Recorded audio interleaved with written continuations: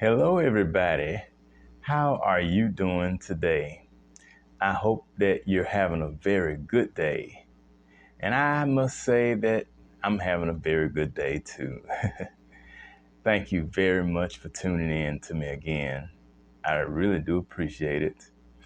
And as always, I would like to welcome all of you to another episode of TJ's Topics. And guess who I am, ladies and gentlemen? I just happen to be TJ. And I tell you, it is such a pleasure to be with each of you once again. It really means a lot to me.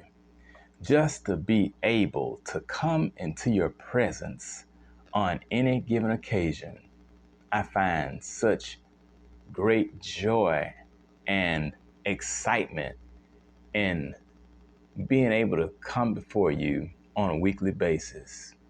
And then for those of you who really follow my channel, then you'll see that I come on from time to time throughout the week with something silly or or informative or what have you. And regardless of what it is, it's a pleasure just to be able to be with you. And I'm very thankful. Now, today I am coming to you with a topic of interest, one that has definitely been on my mind for the last, I want to say about a week or so now. Now, there may be a number of you out there who are dealing with issues regarding aging parents. And if you are, then you'll be quite familiar with some of the things that I have to say and tips that I offer as well.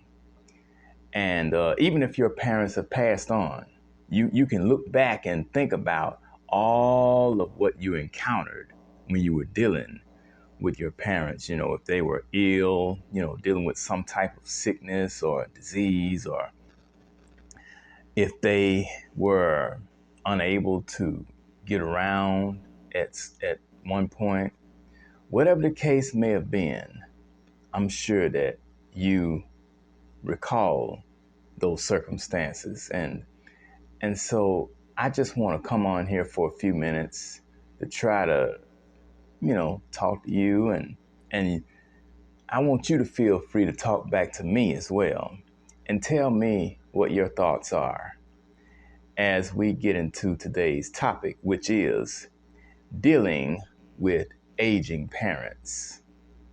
That's what my topic is, dealing with aging parents.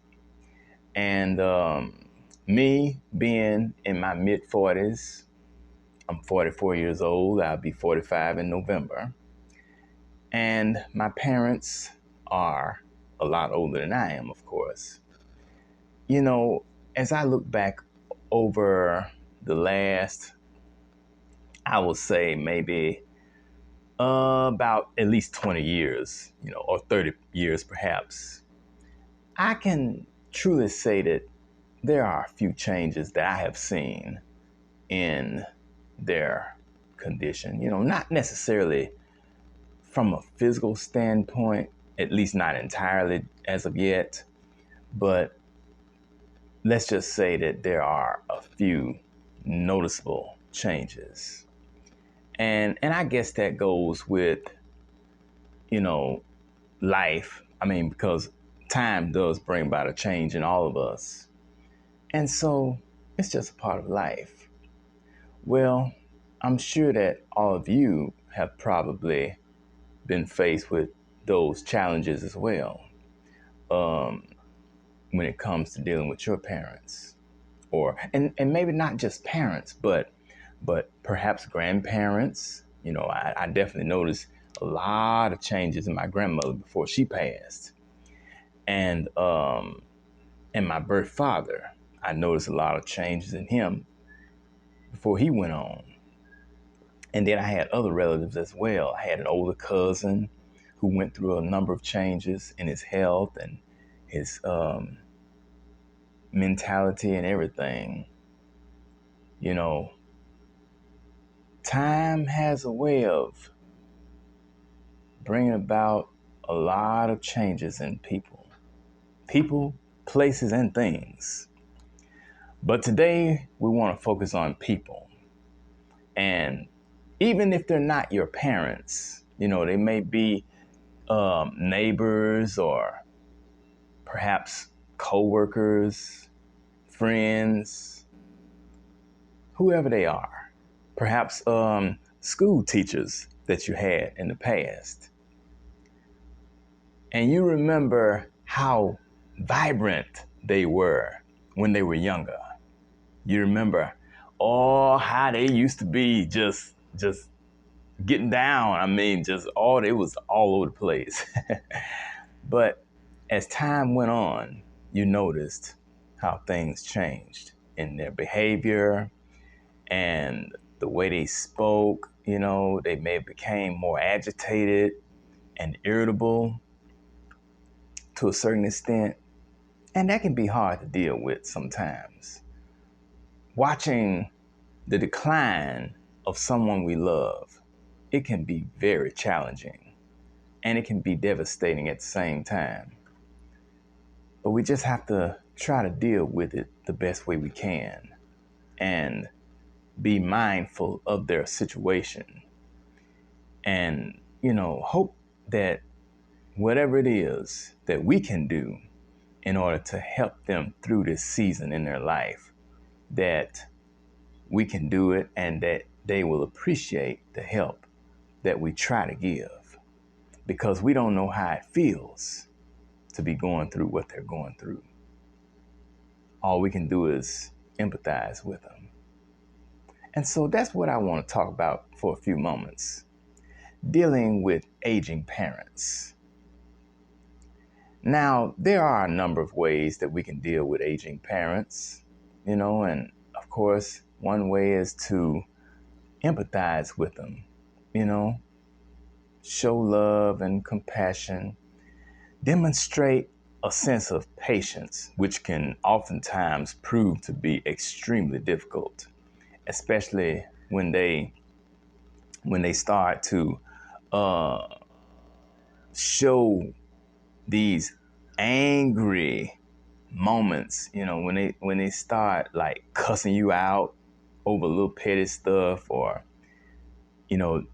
they feel resentful towards people who offer to help them, and if they have been used to being independent their whole lives, when they start to lose some of that independence, that can be hard on them.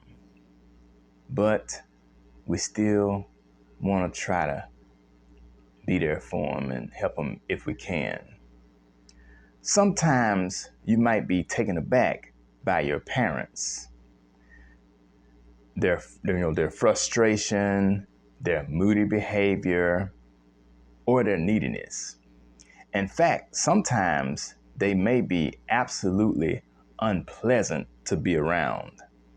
Sometimes when you go into the house where they live, you may pick up this negative energy that exudes from them or throughout the atmosphere. And, that's something that I've experienced myself. It's a very uncomfortable feeling to be there for an extended period of time, though you want to spend time with them, but you don't feel too good about being there because it's just unpleasant. It's very unwelcoming. It's the it's the environment is so uninviting that can be hard. And then I'm gonna tell you something else about that too, with regards to the environment at your parents' house. What if, okay, we know that everything is energy. Everything from what's in space to what's here on this planet, what's in the air, what's in the sea, everything is energy. And you and I are energy as well. What about the interior decoration in your parents' house, you know, the darkness that may be looming all around, you know, dark. You know, a lot of you who remember those old wooden paneled walls from the 70s and 80s. Cause my grandparents had them in their house before they tore it down, and my parents' house has it now. Those old brown wood grain paneled walls. Well, all that dark paneled walls, those walls, and you know, dark curtains, and the rooms are either dark or dimly lit. And then there's the old outdated furniture, all of the pictures hanging on the wall. You know how elderly people have a lot of pictures hanging on the walls of family members from the past and and everything else. A lot of old clothes laying everywhere, shoes piled up, and a lot of clutter, a lot of junk that has been accumulated over the years. All of that is energy. And it gives off a very unwelcoming energy, you know, very uncomfortable, unpleasant. It's you know, it makes you feel cold, and it can send chills all over you. You know, it's like if you walk into the house, it it sort of it looks deserted. You know, it makes you feel like, ooh, it makes you feel some kind of way. Well, that can be hard to deal with when it comes to your parents' home, but you realize that it's their home and not yours. They worked hard to pay for it and they bought it, and so you just have to deal with it. But you see a lot of things that need to be done in there. And what you would do if that was your house, but you have to respect the fact that it's not your house, at least not yet. And so, therefore, we have to honor them and respect them, and still show love and gratitude and compassion to them. That's one way of being empathetic towards our parents, our aging parents. Then, you know, we realize that aging brings about a number of losses in a person's life, such as the loss of employment, the loss of perfect health and energy, the loss of friends and loved ones, the loss of mobility and independence. Those things can be hard on elderly people. So we have to be patient with them and understand that they're in a different season in their life. And we have to be gracious towards them as they tread through that season. Now, there's a second thing that we have to think about also. You know, well, number two, we can call them regularly. You know, most of us do that. If we don't call them, we'll text them or whatever. Most people prefer texting over calling anyway, because sometimes people don't want to be bothered on the phone. And I know about that, because sometimes I don't want to be bothered on the phone myself. But it's good to stay in contact with our parents. Check in on them, you know, from time to time and make sure everything is okay. Number three, get other family members involved. You know, keep other relatives updated on our parents' condition, whatever it may be. And if there's a change in their situation, be sure to let them know up front, so that way if they're able to come and see about them or help them out, offer assistance in any way they can, then they'll be able to do that. Number four, seek out potential problems. And by problems, I mean things in a home that may not be right. For example, it's good to walk around our parents' homes and look for things that may need to be addressed, you know, things that need attention pretty soon, you know. And like potential hazards and things like that. Floors that may be uneven, or cracked floorboards, or, sidewalks that could definitely pose a hazard, if they're susceptible to trips and falls, as my grandmother was, in the years leading up to her ultimate health decline and eventual transition. She started falling a lot. And I wasn't always there when she fell. Neither was my aunt, who did live with her. But, I remember one occasion when she fell as we were coming back. I was taking her home after grocery shopping, and she was getting bags out the car. Now, mind you, I was trying to get those bags out for her. I didn't want her to lift anything. I was going to do all the getting the bags out. But my grandmother, being the independent woman that she was always used to being, insisted on getting those bags out herself. And so, I said, okay. But I still was going to be there to help her. Well, as she grabbed the bag, when she turned, she stumbled and fell. But she didn't appear to be all that hurt. She was a pretty strong old woman. But we have to be mindful of those things as our parents and grandparents and loved ones age, because things do change with time. And if they get hurt, we want to make sure that they're going to be able to get the medical attention and help that they need in a timely fashion. And it's always good to keep emergency contact numbers close by in case they need to call them for assistance as well. Number 5, advocate for them. Stay on top of the medications and or treatment that your parents receive. Also, it's good if you can go to the doctor with them sometimes. You may not can go all the time, but whenever time allows you to be there with them and listen to what their doctors tell them, and, regarding medications or changes and this and that. It's good to listen to what the doctor says, take notes, and ask questions on their behalf, because it may be some things that your parents or grandparents don't understand that you will understand. And so it's good to be there for them in times like those. Number 6, encourage them to be active. Staying active is important, and it helps improve a person's mood, endurance, strength, and balance. Additionally, physical activity helps in maintaining cognitive abilities, thereby staving off mental decline. Because, as we age, sometimes our minds tend to come and go.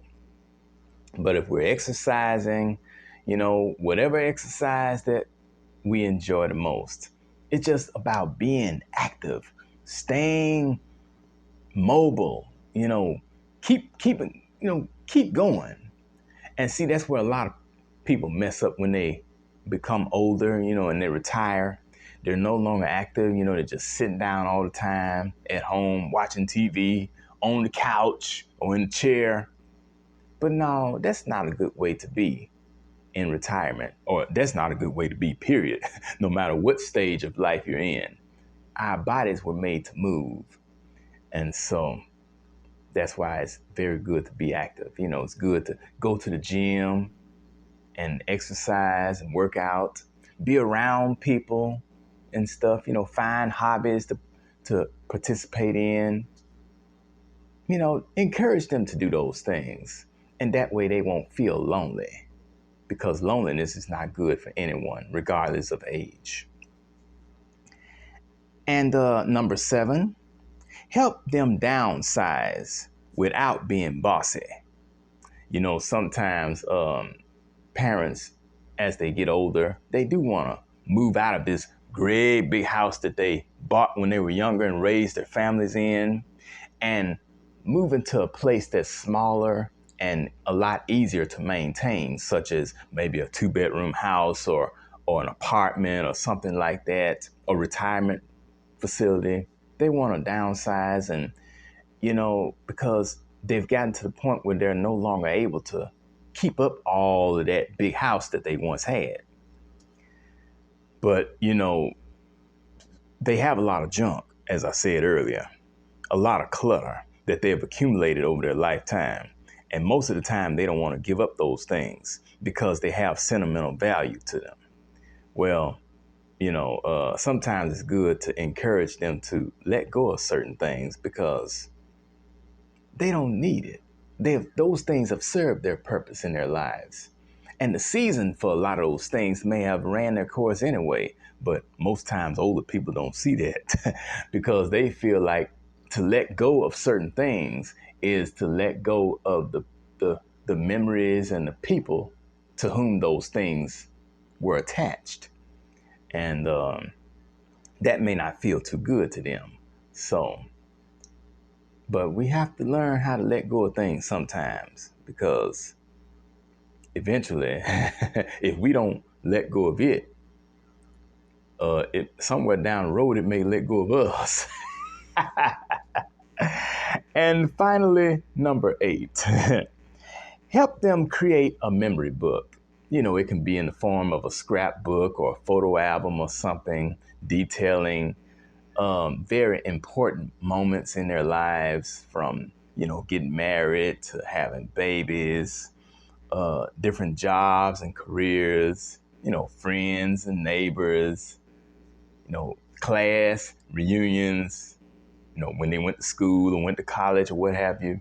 It's good to keep track of all those milestones in their lives because, as the years go on and memories may start to fade, at least they'll have those scrapbooks or albums or whatever they can look back on all those happy moments in their lives, and they'll cherish them for as long as they live. And so those are just a few uh, things that we can do in order to help our parents and grandparents and loved ones, whoever they may be, to navigate through the season of life where they may not be as active anymore and they may not be as involved with a lot of people anymore or around a lot of folks, and they feel isolated to a certain degree. But, knowing that they still have some usefulness, that will give them a good feeling. And I don't think that we should ever make them feel useless. We may not always see eye to eye, as we're from different generations, but we still want to be kind to them, and regardless of how they may talk to us, we still want to try to do right by them if we can. So those are my thoughts on dealing with aging parents. And I trust and believe that for those of you out there who are dealing with aging parents or grandparents or whoever, loved ones, whoever may be a part of your life at this time, that you are doing the very best you can to help to see them through this particular season and this time in their life. Because, seasons change. And